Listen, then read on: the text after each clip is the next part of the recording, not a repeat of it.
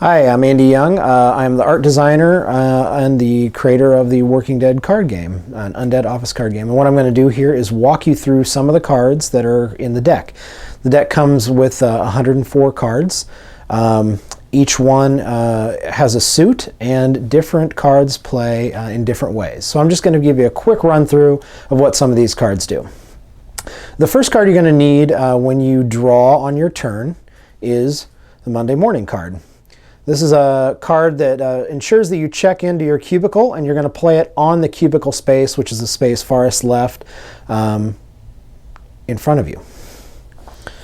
The next card that you're going to want to keep track of in your hand is your coworker card, right? So these are the people that are going to make you money, and these cards are going to be played to the right of Monday Morning in your workspace.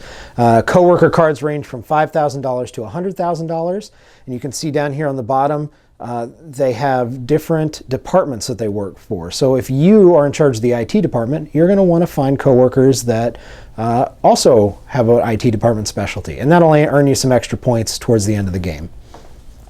To keep some of your coworkers loyal, so they can't be stolen away from you through acts of attrition and sent to other departments by other players that you're playing against, you're going to want to play a loyalty card. There are a few different types of loyalty cards. This one happens to be workplace romance, signified by the condom here.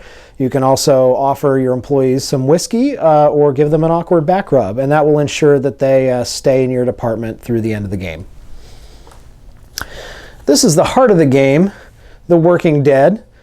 These cards are played on other players' cubicles. These are employees that have worked in this corporation for a long time. They've dropped dead and they've come back and they are still employed. You play these on another person's cubicle, and it's going to keep them from playing really any card at all except other Working Dead cards. The way that you can get rid of a Working Dead card is a similar looking card. It's called the Working Hard card. Now, I threw down a roamer. You can get rid of lone roamers by playing a matching Working Hard form card. So at your workplace, you may run into a lone zombie in the hallway. To get rid of that zombie, you're going to have to file some paperwork, place it on your cubicle, and get rid of it. The next card I'm going to show you is email corporate propaganda. So every once in a while, the dudes at head office are going to send you some corporate propaganda. You're going to forward it on to all your other employees, and that's going to benefit you, right? So you play this card, you're going to be able to steal some other people's coworkers because the head honchos have said, you know, that guy's all right. He forwards on our BS. So you play this card, you get an extra turn, and you get to steal some coworkers away from other people's departments. This card is the policy card.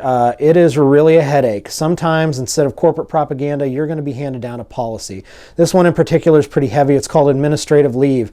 If you get this policy and it is in your hand, the only way to get rid of it is to play it on the paperwork pile, in which case you lose some turns and you have to get rid of some coworkers out of your department, or because this is a negotiation strategy game, you might hold on to it. You might say to another player, hey, I've got a coworker. I see that you work for the sales department. I've got a $50,000 coworker works for the sales department. I will trade you, I will give you that coworker for one of your loyalty cards. Of course, all trades are done face down. So when you hand that other player what he thinks is a loyalty card, boom, you're giving him the policy card, and it's going to screw him. So you can get rid of the policy that way too. The next card is Backstabber. There's several different types of Backstabber. This one is, we survived the night together. So Backstabber cards allow you to take, when you play it on the filed away pile or the discard pile, it allows you to take another coworker from a different pile, your choice. And of course, the Finally Friday card. This is how you end your work week.